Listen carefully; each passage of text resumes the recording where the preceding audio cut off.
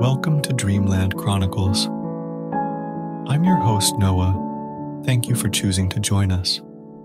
Before we begin, find a comfortable position, set aside all your tasks, and let's enter a state of tranquility together. Firstly, let's take a deep breath together. Inhale slowly, then exhale gently. Repeat a few times, allowing your breath to become deeper and more rhythmic. Now, use your senses to feel every part of your body. From head to toe, notice any tension or discomfort. Just acknowledge their presence without striving to change them. As you continue to breathe deeply, let's alleviate the tension in your body by gradually relaxing your muscles. Starting from the head, moving downward, gently release each muscle. Feel that comfortable, light sensation, as if an invisible, comforting hand is gently embracing you. Shift your attention to your thoughts. Don't strive to eliminate them. Just let them quietly float by, like clouds drifting in the sky. You are merely an observer, unaffected by these thoughts. Let's take another deep breath, absorbing tranquility and peaceful energy. In this moment, you are safe, serene, and anything can wait until tomorrow. Thank you for participating in tonight's scientific relaxation moment. May you have a peaceful night and sweet dreams.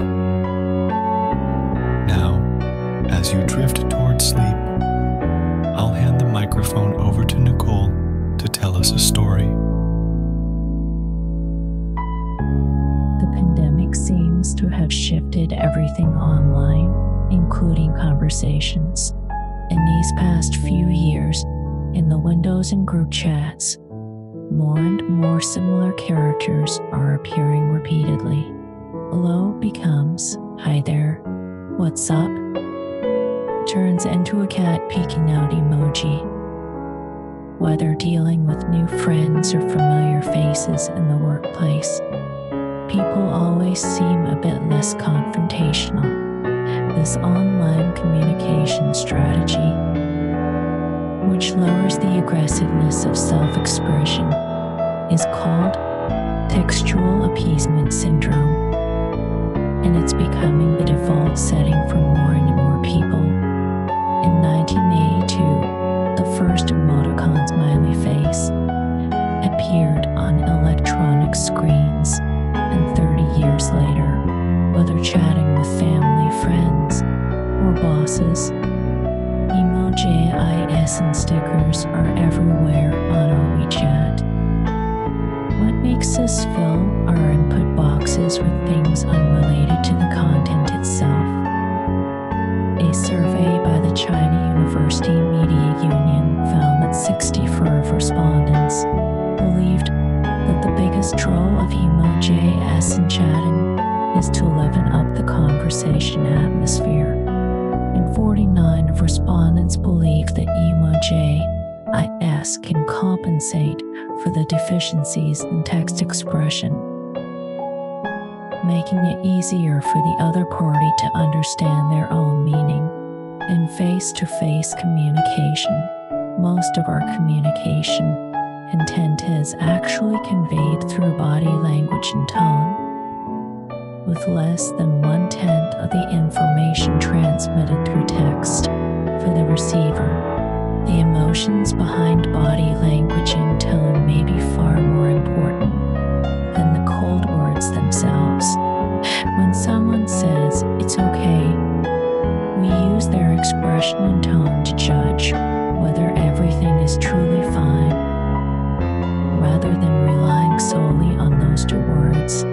But when typing on a keyboard, we can't see the other person's eyes, expression, or tone, so we can't simply understand their emotions through text. A lack of emotional information is fatal to the accuracy of communication.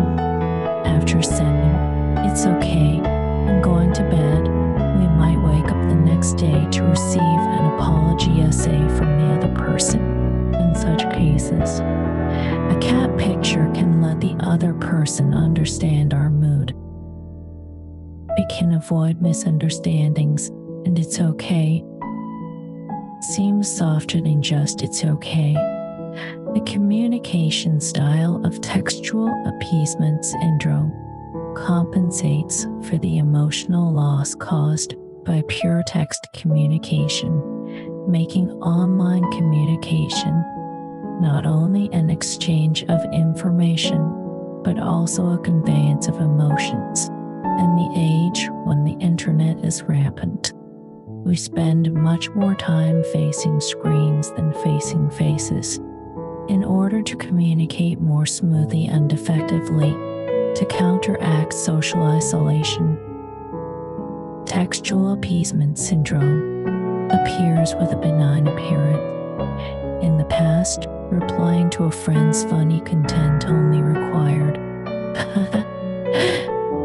2 years ago, we would say XSWL laughing to death. But now, when we pick up our phones, we rack our brains, still finding it difficult to let the other person know if our response is serious. Everyone has different ways of understanding text. Some people interpret as I'm amused, while others may feel the other person is a bit indifferent or perfunctory. Therefore, we worry about whether our response is enthusiastic enough and consider whether our expression is ambiguous. We start adding and love at the end of conversations along with a sticker to prevent the other person from being dissatisfied with our attitude, and our text messages become bloated. The era when expressing happiness only required seems to be gone. Now, we need at least to be deemed happy.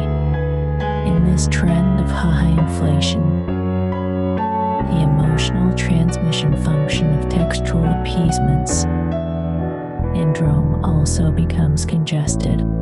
Textual appeasement syndrome is like a set of verbal processing scripts, modifying and embellishing text to convey emotions.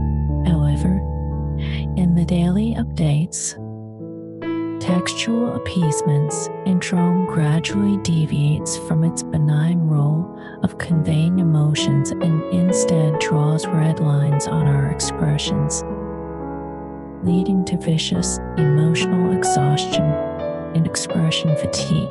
Looking back at the years after the pandemic, even laughter emoji eyes can be interpreted as sarcastic, and our depictions of happiness seem to require more caution. In communication with family and friends, we often choose textual appeasement syndrome out of concern for others' emotions, but in work settings, our responsive got it to our leader seems to be more about our own job security. The former results in text inflation and expression fatigue, while the latter results in communication alienation and the formation of norms. A survey on textual appeasement syndrome showed that 24 of people have encountered communication partners with textual appeasement syndrome. 81 of people have engaged in behaviors related to textual appeasement syndrome, and more than 60% of respondents said they feel respected when they receive appeasing style replies. As for the reasons for developing textual appeasement syndrome, expressing respect ranks first, and workplace pressure ranks second. With the downsizing of major companies, the devaluation of degrees, and the intensification of competition, Everyone is unsure whether a promotion or graduation will come first. Textual Appeasement Syndrome has become a coping strategy in the larger environment, with everyone spontaneously choosing this communication style to show respect to others indiscriminately, preventing offense when sending messages. This subtle imitation and competition accelerate the spread of textual appeasement syndrome, forcing some people to choose textual appeasement syndrome to appear more sociable. Being forced to choose something we are not accustomed to or don't like is where the appeasement of textual appeasement syndrome lies. And it's also the reason why everyone feels offended. When we habitually use textual appeasement, we may forget our truest way of chatting, thus deviating from the original purpose of socializing and exacerbating a certain kind of spiritual exhaustion. In reality, a pleasing communication method may not necessarily help us build good interpersonal relationships. While 60% of respondents feel respected, about 15% of people still feel dissatisfied with appeasement-style texts on the surface. Textual appeasement syndrome may receive positive feedback, but it won't lead to proactive goodwill from others. We can't use textual appeasement syndrome to cover up our pleasing behavior without any exchange of benefits to gain emotional connections. For more information about appeasement, please click to view this article, like it how refuse others. So, instead of being trained by popular chat styles, it's better to find our own tone. Respect for others doesn't need appeasement to show.